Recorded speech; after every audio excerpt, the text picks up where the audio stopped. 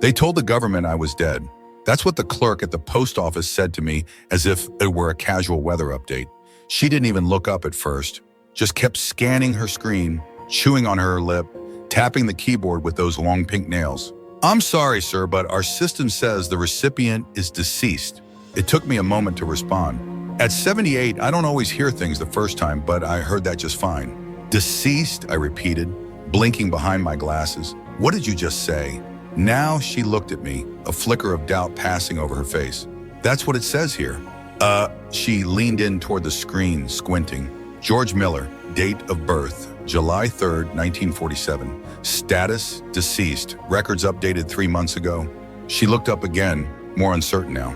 I was standing in front of her, breathing, clutching the little yellow delivery slip that said I had a registered envelope waiting, probably my monthly benefit. The only regular thing left in my life, aside from my evening ritual of a strong cup of coffee at 6 p.m. Cue lie. You can see that, can't you? She looked around like maybe there was a supervisor nearby who could intervene, but it was just the two of us and the hum of a tired ceiling fan. "Yeah, I mean, obviously you're alive. I don't know how this could happen." She didn't need to know. I already had a few guesses. The clerk gave me the envelope anyway, maybe out of sympathy, maybe because she didn't want to argue with an old man in worn work boots. But she added, "You should really go to the benefits office and sort this out. If they think you're dead, they'll stop sending these." Too late, I thought. The stamps were old. The envelope had been rerouted, returned, then forwarded again. It had my name on it, but the return address was one I didn't recognize. I walked out into the heat of the day, clutching that envelope like a lifeline. Across the street, a school bus squealed to a halt. Children burst out laughing. I stood there invisible. Someone had declared me dead. Not metaphorically, not like we never hear from him anymore or he might as well be gone. No. Officially, legally, on paper, dead. And if they had done that, what else had they done? I walked the half-mile back to my little rented bungalow on Sandalwood Drive, the same street I'd lived on since 1986. My knees hurt, but I didn't rush. Let the truth settle in slowly. Let it sting. The wind had knocked over my recycling bin again. No one had picked it up in 2 weeks. The landlord said he'd fix the step by the porch, but of course he hadn't. One day I'd trip and really give them something to declare. Inside, it was as I'd left it, quiet, clean, old. The photos on the shelf watched me silently. My late wife Nora in her favorite dress. My son Mark, clumsy at Little League. My grandson Dylan at 6 grinning in a Halloween cape. He's 15 now, hasn't visited in over a year. I sank into my chair and tore open the envelope. It wasn't a check. It was a form letter from the Social Benefits Administration addressed not to me, but to the estate of George Miller. "We regret to inform you that benefits have been terminated effective March 1st due to notification of death. Should you wish to appeal this decision, please submit Form SSA 571 along with certified proof of error notification of death." Someone had filled out that form. Someone had submitted a death certificate. That didn't happen by accident. I reached for the drawer where I kept my papers, the file with my birth certificate, my last benefit stubs, the insurance policy Nora left me, all untouched, all correct. And yet somewhere someone had rewritten the end of my story. My phone buzzed on the table. One of those spam calls, again, probably. No one I cared about ever called anymore. I picked it up anyway. It was Dylan. "Grandpa," he said. His voice was deeper than I remembered. "You okay?" I swallowed. "I just found out I died," I said. Silence. "What?" "They told the government I died so they could keep my checks." I paused. "I think your father had something to do with it." He didn't answer. Then finally, I don't know anything about that, I swear." I believed him, I really did. But I didn't believe Mark. Not for 1 second. I hung up before he could say more. Then I reached for my old address book. If they wanted me gone, officially erased, they were about to find out how wrong they were because I was still here. And I was angry. The house was too quiet. It always was these days. But now it felt different. Not peaceful. Hollow, like something had been taken. Something final. I put the kettle on out of habit more than anything. Coffee fixes nothing, but it helps you sit with your thoughts, and mine were piling up like mail I hadn't asked for. The form letter lay open on the table next to the envelope with the wrong return address. The estate of George Miller. They didn't even have the decency to double check. Just processed me out like an expired membership. I stared at the curtains fluttering in the breeze. They were Nora's favorite, he's sun-bleached now, but still holding on. She'd hung them the year we moved in when Mark was 12. He used to sit under them, building Lego forts, always with a crayon behind his ear. I used to think we were close. He's 48 now, lives 2 towns over in a modern beige place with an HOA and 3 bathrooms. When Nora died, he cried at the funeral. He held my hand. Then slowly he stopped visiting. At first it was Dylan's school, then his work, then nothing. It didn't happen all at once. That's the worst part. Estrangement doesn't announce itself like a breakup. It trickles in, a missed birthday, a Christmas card that never comes, a voice that sounds more and more like a stranger. Still, I sent cards. I baked Dylan's favorite chocolate chip cookies every Easter. I even wrote Mark into my will, a dead man's will now. I opened the kitchen drawer, the one with the rubber bands and mystery keys, and found the little black notebook I used to track bills. I flipped past grocery lists and notes to myself until I found the section I needed. Assistance to Mark, $800 for Dylan's braces, $4,500 toward their car when Mark said theirs gave out, $200 for school supplies, though I suspected that meant a new iPad. I never said no, not once, not when Nora was alive and not after. We didn't have much, but we had enough. And I thought, well, I thought they needed me. I thought they loved me. I thought wrong. My coffee had gone cold, untouched. I poured it out and opened the back door. The garden looked tired. The weeds were winning again. That was when I saw him. Frank, my neighbor from 2 doors down, hunched over his roses. He waved. "Morning, George," he called. "Afternoon," I corrected gently. He chuckled. "Time's slippery these days. Do you still do odd jobs?" I asked, stepping onto the porch. "Lawn work? Maybe something with a hammer." He stood up, wiped his hands on his jeans. "Sure, what's wrong?" "I'm not dead," I said. Frank blinked. "What?" "I need someone to come with me to the benefits office tomorrow as a witness, just in case they don't believe I exist." "Jesus, George, what happened?" I told him.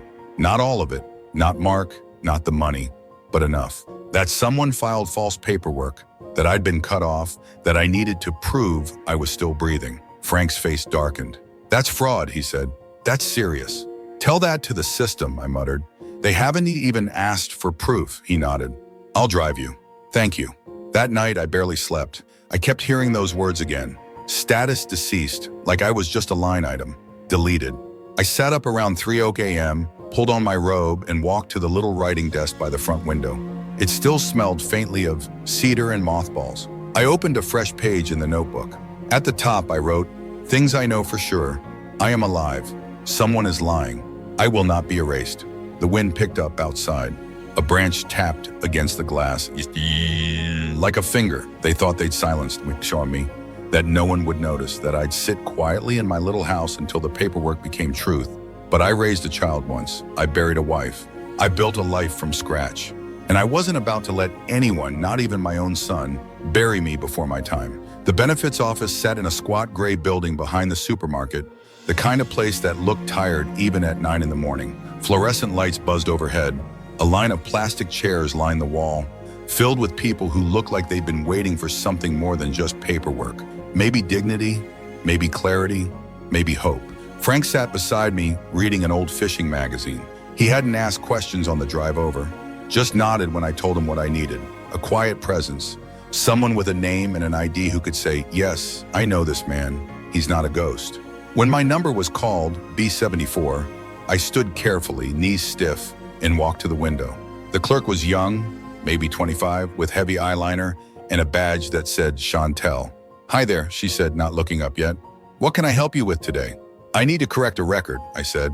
"Someone filed a death certificate in my name, but I'm standing here, so that seems premature." Her fingers paused over the keyboard.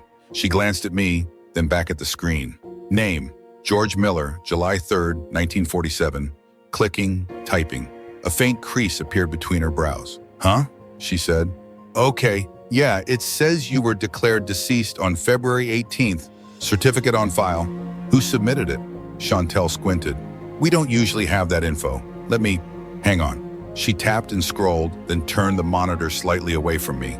Subtle, but I noticed. "I'm going to need to bring a supervisor," she said. "Just a sec." As she disappeared into a back room, I looked around. The waiting room smelled faintly of stale air and hand sanitizer. A toddler was crying 2 chairs down. Frank looked up, sensing something in my face. "You okay?" "No," I said. but I will be. The supervisor was an older woman with a short silver bob and a clipped way of speaking. Mr. Miller, she began, we've reviewed your case. It appears a family member submitted documentation to the Department of Vital Records that was cross-referenced here, and your benefits were terminated in accordance with that report. So, I said slowly, you just took someone's word for it. There was a signed death certificate. Can I see it? She hesitated. It's not standard procedure to share internal documentation. I'm not standard procedures, I said louder than I meant to. I'm the one they declared dead. Frank shifted in his chair. I can vouch for him, he added. Known him 20 years. He's very much alive. The supervisor gave him a tight nod, then looked back at me. You'll need to fill out Form 862A, submit proof of life, government ID, utility bill, that sort of thing, and then we can initiate a review. It may take several weeks. Meanwhile, what? No benefits. She folded her hands. Until the status is corrected, the account remains suspended. And the checks that did go out, who cashed them? She hesitated. That may require a separate investigation. I knew then she knew more than she was saying. Maybe not the full picture, but enough to be cautious enough to know someone had stepped across a line. I want a copy of the death certificate, I said. She sighed. You'll need to request it from Vital Records. I smiled, the kind of smile that didn't reach my eyes. Then I'll do that. Frank and I left in silence. The sky had turned overcast, heavy with the smell of coming rain. They're stonewalling, he said finally, unlocking the truck. Yes, I agreed, but I'm used to that. He glanced at me as I buckled in. What are you going to do? I looked out the window as we pulled onto the street. I'm going to find out who signed my death certificate, I said, and then I'm going to remind them what it means to be alive. At home, I sat at the kitchen table and called the Department of Vital Records. The hold music was cheerful in a way that felt offensive. When someone finally answered, I was polite but firm. I gave my name, my birthday, my old social security number. Then I said, I'd like a certified copy of the death certificate issued in my name. The clerk paused. Sir, are you the next of kin? No, I said, I'm the deceased. It arrived 3 days later in a plain manila envelope, the death certificate. I opened it with shaking hands, careful not to rip the edges. There it was, George Evelyn Miller, male, born July 3rd, 1947, died February 18th, 2025. Cause of death, complications from pneumonia. I stared at the words like they belonged to someone else. I hadn't had a cold in 2 years. My last checkup was fine, blood pressure steady, cholesterol decent. If I died from pneumonia, I surely would have noticed. The certificate was signed, typed, but with a signature at the bottom. Informant Mark D. Miller, my son. My own flesh and blood had signed a legal document saying I was dead, had stood in some office, lied through his teeth, and submitted it. I looked at the neat cursive below his name, the same handwriting he used to scribble in his high school notebooks, all jagged lines and rushed loops. There was no mistaking it. I pressed the paper flat against the table and sat very still. I didn't cry, not this time. Instead, I stood, walked to the hallway closet, and pulled out the old fireproof box where Nora kept our legal documents. Inside were insurance records, our original marriage license, the deed to the little plot in Glenwood Cemetery we bought just in case, and the will we updated 20 years ago back when Mark still called every Sunday. His name was in that will, so was Dylan's, but my name, the one he buried, was on everything else. I pulled out the envelope labeled POA, Mark, Power of Attorney. I'd signed it after my hip surgery 3 years back, just in case something happened while I was in recovery. It's temporary, he said then, just until you're back on your feet. I never revoked it. Stupid, lazy, trusting. Pick your word. And now he had used it to write me off. Frank came by with groceries around noon. He knocked like always, 2 short, 1 long, and let himself in without waiting. Brought you eggs and that rye bread you like, he said. Then seeing my face, what happened? I handed him the certificate. He read it twice, his jaw clenched. He filed this? I nodded. Jesus, George, I think it's fraud, I said quietly. Deliberate fraud. He used my power of attorney to file a death certificate, reroute my checks, and God knows what else. Frank sat heavily at the table. You need a lawyer. I need a lawyer, a banker, and a damn priest. He chuckled, but it faded quickly. You going to confront him? Not yet, I said. First, I want to see how far he went, what he took, what he touched. That afternoon, I called my bank. The voice on the line was cheerful. Thank you for calling Meadow Valley Credit Union. This is Karen speaking. How may I help you? Hi, Karen. I need to check the activity on my account. Certainly, Mr. Miller, may I have your member ID? I gave it. Silence. It appears your account is listed as closed. Closed? Yes, sir, it was closed on February 27th. Funds were transferred to a joint account under the names Mark Miller and Dylan Whitaker. The room spun for a second. I gripped the edge of the table. Was that done using power of attorney? Yes, sir, we have the document on file. And no one called me. No one checked. I'm so sorry, sir, but since you were reported deceased, we followed protocol. I hung up without another word. Everything. The savings Nora and I built for 40 years, the small inheritance from my brother in Vermont, the life insurance payout after Nora died, all of it had been siphoned off, gone. I didn't sleep that night, not really. I lay in bed staring at the ceiling fan, turning slowly until morning came, and I wasn't sure if I'd even blinked. By sunrise, I had made a decision. They thought I was too old to notice, too soft to fight, too dead to care. They were wrong. The next morning, I dressed like I was going to church. Not because I had to, just because I wanted to feel like myself, not someone forgotten, not someone erased. Myself, a crisp navy shirt, the watch Nora gave me on our 35th anniversary, and my low black shoes. I hadn't worn them in years, but they still fit. Some things still hold their shape, even after being ignored. I packed a folder, the forged death certificate, the bank's letter, the expired benefit statements. I added my old power of attorney too, the one with Mark's name in the witness box and my tired signature on the bottom. Then I called a cab. Frank offered to drive again, but I needed to do this part alone. The lawyer's office was in a brownstone near the courthouse. Small brass plaque, wooden steps, the kind of place that still smelled like legal pads and ink. Mr. Miller, the receptionist asked, looking over her glasses. You're here to see Mr. Harrowing. Yes, he's expecting you. Please, this way. I'd found his name in Nora's old address book, Joseph Harrowing. He'd handled our estate planning long ago when Mark still lived at home and thought macaroni casserole was a fancy meal. Back then, he was new in town. Now he had white hair and the sort of calm face that doesn't flinch at bad news. He stood when I entered. George, good heavens, it's been years. Too many, I said. Thank you for seeing me on short notice. Always, he said, gesturing to the chair across from his desk. What brings you in? I handed him the folder.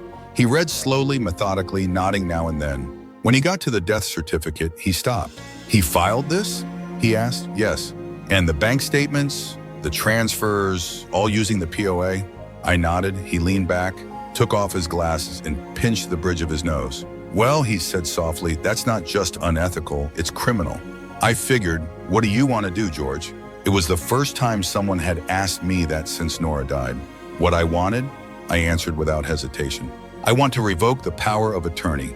I want to reopen my accounts in my name only, and I want to press charges if there's a case. There is, he said, absolutely. He began to outline the steps. Letters to financial institutions, a notarized affidavit, a court petition to reverse the declaration of death. It would take time, he warned. Bureaucracy always did. But he looked at me differently than the others had. Not like I was fragile, but like I was formidable. You'll need a statement, he said, about your relationship with your son, when it changed, why he might have done this. He got tired of waiting, I said quietly, waiting for me to go. He didn't write that down, but I saw him pause. We spent an hour reviewing forms. He had a paralegal start drafting revocation document. He gave me a list of agencies to contact. Social Security, DMV, Medicare, every place that had me listed as dead. It would take time, he said again, but it could be done. When I left, I felt steadier, alive. I stopped by the diner near the courthouse afterward, sat at the window, ordered coffee and toast. The waitress didn't know me, didn't care, didn't ask questions. That felt good. Halfway through my toast, I pulled out a pen and a napkin. I wrote just 2 lines. You buried me with a signature. Now watch me dig myself out. I folded it and tucked it into my pocket. It wasn't a letter, not yet, but one day it would be. The Social Security office smelled like plastic and disappointment. A man in front of me was arguing about a lost ID. A woman behind me kept sighing like it would change the speed of the line. I sat with my folder on my lap, spine straight, eyes ahead. Frank had offered again to come with me, but I told him no. Some fights, you fight alone. When they called my number, G142, I stood, smoothed the front of my shirt, and walked to the window. The clerk was a middle-aged woman with dark circles under her eyes and a nameplate that said Yvette. She looked like someone who'd seen everything and didn't like any of it. Name, she asked, not unkindly. George Miller. She typed, squinted, then stopped. You were declared deceased. So I've been told, I said, but as you can see, that was a little premature. Yvette glanced up. Her expression didn't change, but something shifted behind her eyes. A flicker of sympathy, maybe, or recognition, like she'd heard worse, but not by much. You got ID? I handed her my license, utility bill, a notarized affidavit from Mr. Harriman, declaring I was legally and physically alive, and a fresh photograph, just to be thorough. She examined them one by one, then turned to her screen. You understand this might take time? Yes. And you might not get back pay for the months marked deceased. Not without an appeal. I'm appealing everything, I said. She nodded slowly. I'll escalate this. You'll get a letter in 10 to 14 business days confirming the case is under review. What about my status? She clicked a few more times. I am updating the system now, but other agencies pull from this database. Might take a while to filter through. I can wait, I said. I've waited this long. When I left the building, it had started to drizzle. The streets were slick and quiet. I walked to the bus stop, sat on the damp bench, and stared at nothing for a long time. The rain made everything smell like metal and old dirt. At home, there was a message on my machine, a voice I hadn't heard in months. Hi, Dad, it's Mark. He didn't sound like himself. He sounded cautious, flat. I think we should talk. I'm not sure what's going on, but I heard from the bank. Some things changed. Just call me, okay? He didn't say, I miss you. He didn't say, I'm sorry. Just things changed. I didn't call him back. Instead, I poured myself a cup of coffee and walked around the house, turning on every light. Then I sat at the kitchen table with the envelope of bank statements I'd requested last week. There it was, my money, or what used to be mine, mortgage payments on our house, a tuition payment labeled D.W. Whitaker, spa charges, restaurant bills, a weekend rental on the coast. Over $48,000 moved from my accounts in 3 months, all under the guise of grief. They didn't just pretend I was gone. They celebrated it. I stared at the line item for a luxury bedding store. $1,379 for sheets. I hadn't spent that much on a mattress in my life. When Dylan was little, he once cried because he thought I'd gone missing in the hardware store. I found him sobbing near the plumbing aisle, his little fists clenched, calling my name. I wonder now what he'd do if I truly disappeared. If the lies had worked, would he have cried? Or would he have just gone shopping? I folded the statements back into the envelope and placed it beside my coffee. This wasn't over. They hadn't just robbed me, they'd rewritten me, and now I was writing myself back in. The hardest part wasn't proving I was alive. It was proving I used to matter. Banks and agencies have rules, systems, forms, but people forget. They move on. They build new stories where you no longer appear. And in Mark's new life, I was already gone. I learned that the next morning when I called the electric company. Yes, Mr. Miller, the man said after verifying my info. Your service was transferred 3 months ago. New account holder, Mark Miller. I never requested that, I said. I live here. I've lived here for 39 years. I understand, but we received a notarized letter and a death certificate. It's standard procedure. Standard. As if my erasure had been processed like a routine address change, I hung up and made a list of all the utilities in the house. Electric, water, gas, trash collection, phone line. All of them were now in Mark's name, quietly shifted under the same justification, deceased. He hadn't just buried me. He'd started taking my house. My landlord, Mr. Polar, lived in a duplex across town. We hadn't spoken in years. I mailed checks. He cashed them, and that was it. But now I needed answers. He was surprised to see me. Mr. Miller, he exclaimed. Well, I heard. What exactly did you hear? I asked, stepping onto his porch. That you'd passed, he said slowly. Your son said he'd be handling everything now. He gave me his contact info. Payments have been on time, so I didn't. He forged a death certificate, I said calmly. I'm very much alive. Mr. Kohler paled. Oh my God. He's been paying with my money from my closed accounts. He ran a hand through his thinning hair. I'm so sorry, Mr. Miller. I had no idea. I need a copy of the lease, anything he signed, anything he changed. Of course, he said, stepping inside. Come in, please. The document showed Mark had submitted a request to convert the lease into his name, citing death of the original tenant as the reason. There was a typed letter, polite, efficient, distant. I read it once, then again. There was a line that caught in my throat. We'll be clearing the house by summer, clearing it as if it were a storage unit or an old attic or a tomb. I thanked Mr. Kohler and told him not to speak to him again until my lawyer contacted him. He nodded quickly, clearly shaken. He offered a ride home. I declined. I needed the walk. On the way, I passed a florist, not Mark's usual place. This one was run by a woman named Lucy, who'd once hired Dylan for a summer job when he was 15. I hadn't seen her in years. "Mr. Miller?" she said, stepping out from behind the counter. I thought, "I get that a lot," I said. Apparently, I've been busy haunting people. She looked at me for a long moment. Then she stepped forward and hugged me. It wasn't much, just a few seconds, but it was the first real contact I'd had in weeks. "You want some coffee?" she asked. I nodded. We sat in the little back room of the shop, surrounded by buckets of roses and carnations, and I told her everything. Not the legal parts, not the bank forms, or the court filings, just the plain truth. My son had pretended I was dead, taken everything, left me alone in the shell of my life. "I'm so sorry," Lucy said. "I remember when Mark used to bring Dylan in here. He always seemed ambitious, polished, but cold. He wasn't always like that," I said softly. "He used to help me fix the car when I was sick. He used to cry when I cried." "So what changed?" I stared into my coffee. "He got used to me being small." Lucy didn't reply. She just reached over and squeezed my hand. That night, I stood in my living room and looked at everything Mark had planned to clear.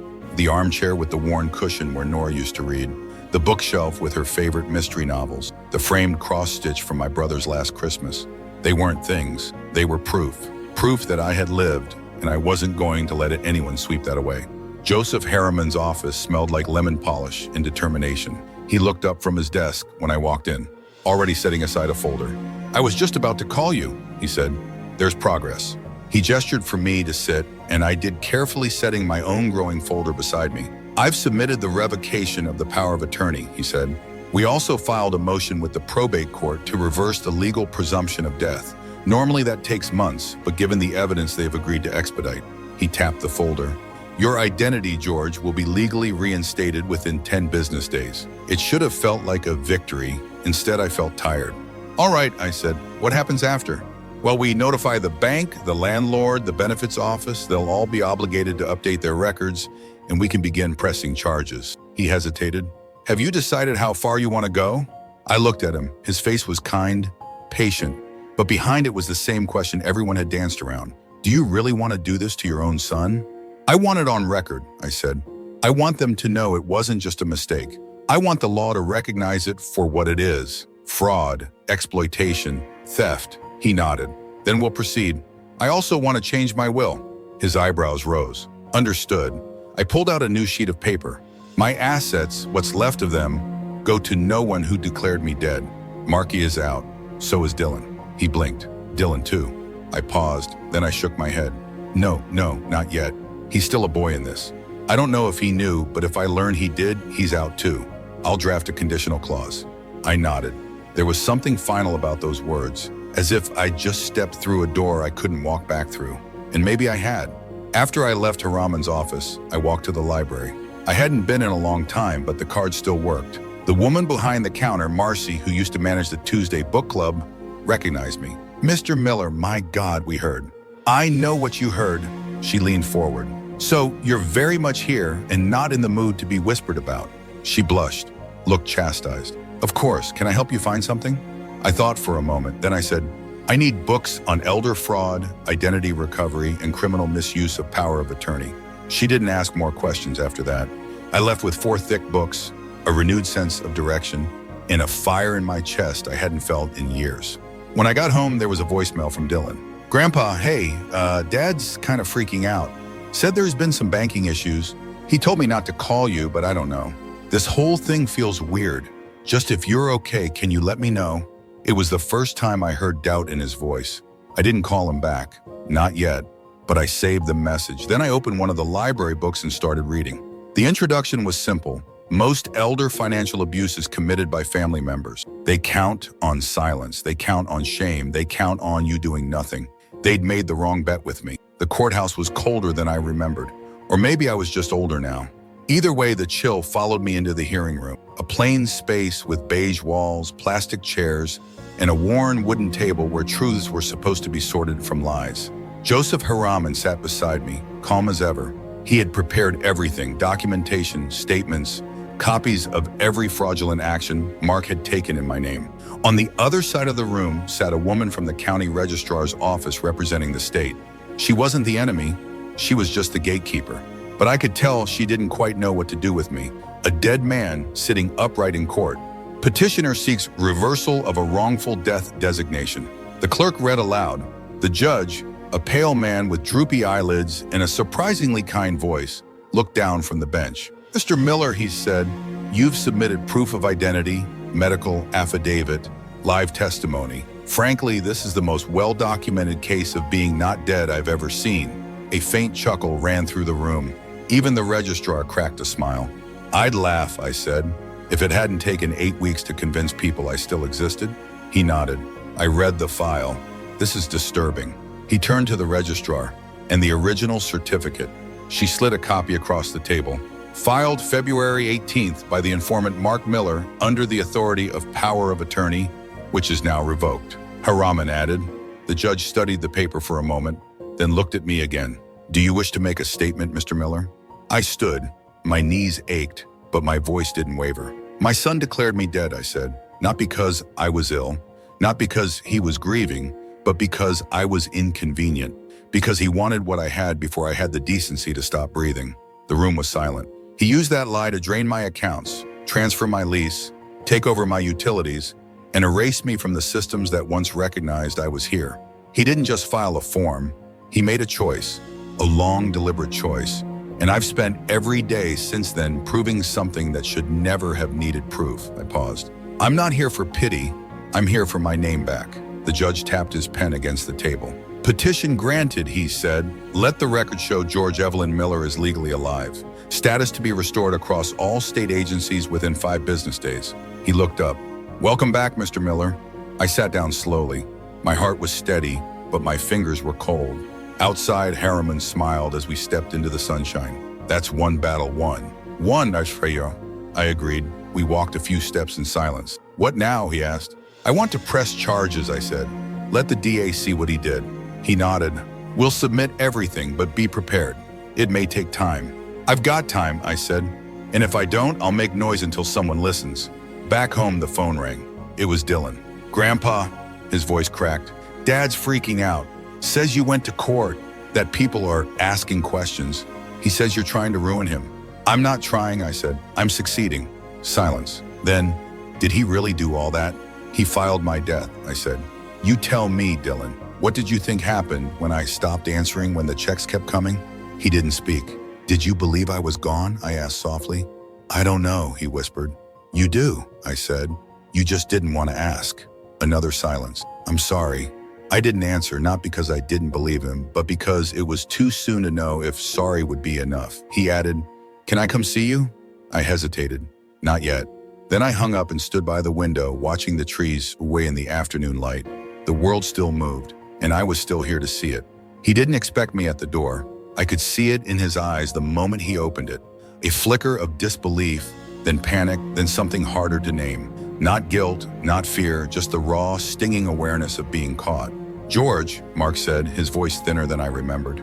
"What? What are you doing here?"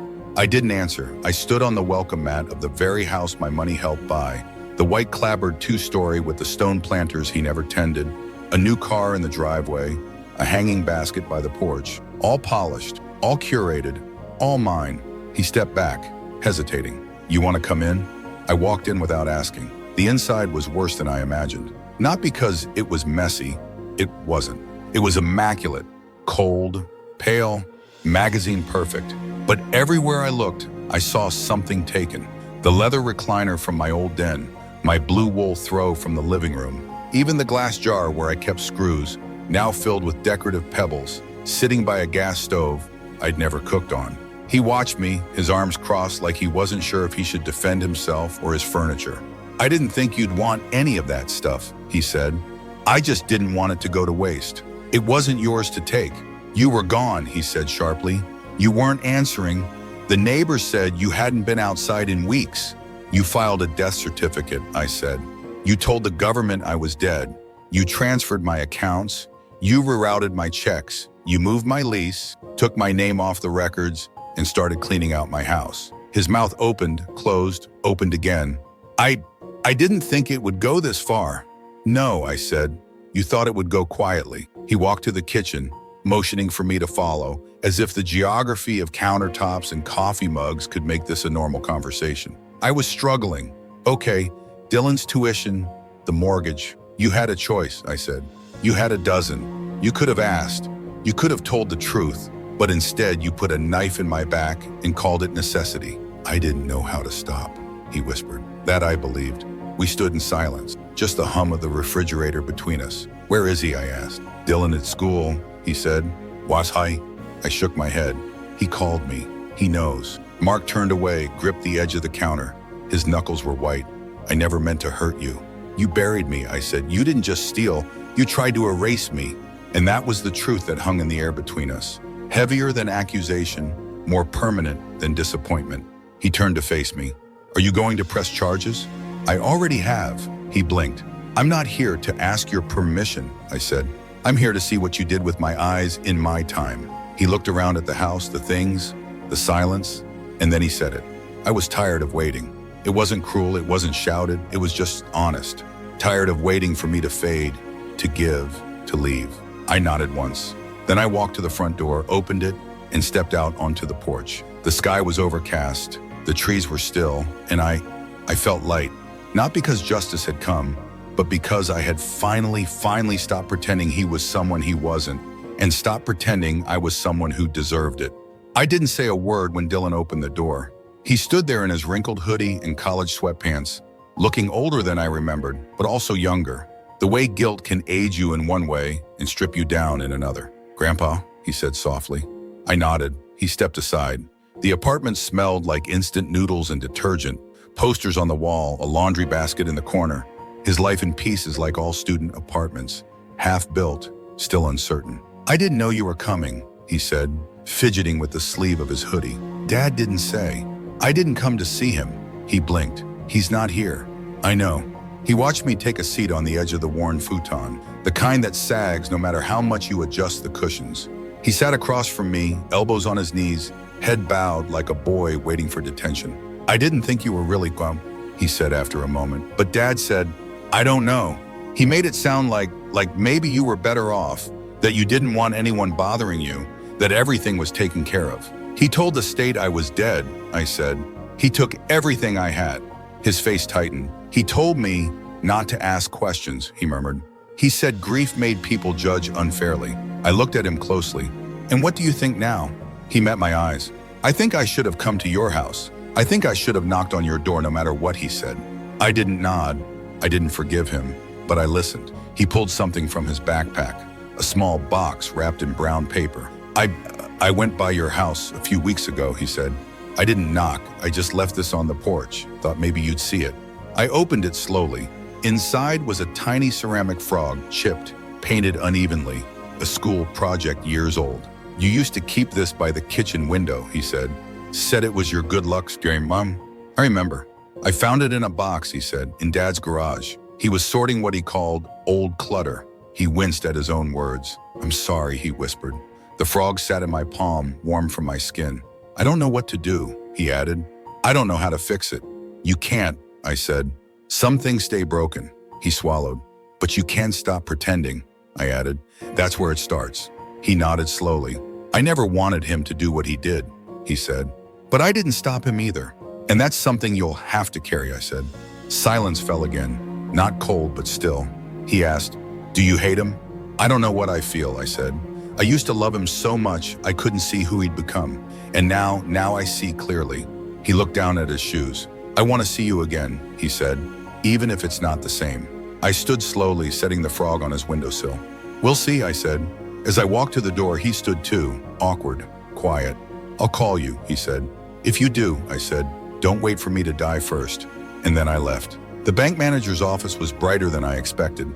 Big windows, fresh flowers, a bowl of mints on the desk. The man behind it, Richard Burney, wore a sharp gray suit and a nervous smile. He stood when I entered, hand extended. Mr. Miller, please have a seat. I sat down, placing a fresh folder in front of me. I've received the court confirmation, he said. You are now legally reinstated in all systems. I'm truly sorry for everything that's happened. You approved the transfers, I said quietly. You let someone else drain over $70,000 from my accounts. He shifted.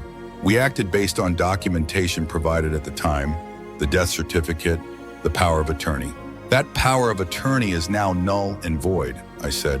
And I want every cent traced, every transaction, every account with my name on it or connected to it investigated. We've already begun the audit, he said.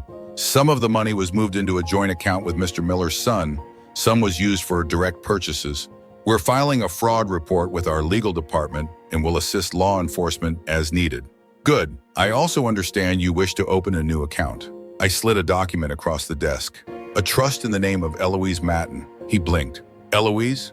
A friend's granddaughter. She's studying social work. I've known her since she was born. She's not blood, which is probably why I still trust her. He took the paperwork, skimmed it. You're assigning her as beneficiary? Yes, and I want all future deposits redirected into that account. Pension, retirement fund, what's left of the savings. I can arrange that. I looked at him. Make sure no one touches it ever again. No joint access, no requests, no substitutions. His nod was quick. Of course, Bouillon Maillon. I leaned back, watching the soft sunlight play across the polished wood of his desk. I used to come here once a month, I said. Sat right outside in the waiting chairs. I brought cookies sometimes. Mark always said the staff was so kind. He liked having his name on the statements. Richard didn't respond. I gave him too much, I said, and now I'm giving it to someone else. Not because they asked, but because they never tried to take. He looked almost ashamed. Is there anything else I can do? Call me when the paperwork's done, I said. That'll be enough. Back home, I opened the closet in the hallway and took out the old suitcase Nora used for business trips. I hadn't touched it since she passed. Inside were all my papers now. The death certificate, stamped void, the court order, the audit reports, a copy of my new trust agreement, and on top I placed the photo of Nora and me from our 30th anniversary, the one where we're dancing in the backyard barefoot on the grass. It wasn't a war chest, but it was proof I had fought. That night I slept without locking the door, not because I was careless, but because for the first time in a long time, I wasn't afraid someone would walk in and take what was mine. There wasn't much left, but what remained was truly mine again. It was Frank who brought me the newspaper. He didn't knock, just came in like he always did, holding the folded pages like they were hot to the touch. You need to see this, he said. I was in the kitchen, slicing pears. The knife paused midair. He laid the paper on the table. Front page up, local man declared dead. Fights back, wins case. There was a photo too, a small one, grainy, me, stepping out of the courthouse last week, eyes squinting at the sun, my cardigan catching in the wind. I read the first lines aloud. George Miller, 78, was legally declared dead earlier this year by his own son. Now he's alive and demanding justice. Frank sat down across from me. They interviewed someone at the courthouse, he said. A clerk, maybe. Didn't name you directly for quotes, but the story is clear enough. I kept reading. The case has drawn attention to a growing issue nationwide. Financial exploitation of seniors by family members. Miller, a retired carpenter, had his benefits terminated, bank accounts emptied, and home threatened, and all based on a falsified death certificate submitted by his son, Mark Miller, under power of attorney. They thought I was gone, Miller said in court, but I was just quiet. There's a difference. I hadn't said those words, not quite like that, but I recognized the truth in them. They're asking for comment, Frank said. From you. I won't give it. You sure? I didn't do this to be in print. He nodded, but I couldn't deny what stirred in me reading those lines. Not pride, not triumph, something quieter, like being seen after standing in the shadows too long. The phone rang. Frank raised his eyebrows. You want me to? I'll answer. It was the newspaper, a reporter named Gina. She was polite, measured, clearly cautious not to sound like a vulture. I wanted to verify some facts, she said. Your reinstatement, the fraud case, the charges being considered, they're accurate. Would you be willing to speak on the record? No, I said, but I'll give you a message. She waited. Tell them I'm alive, I said. Tell them silence doesn't mean surrender.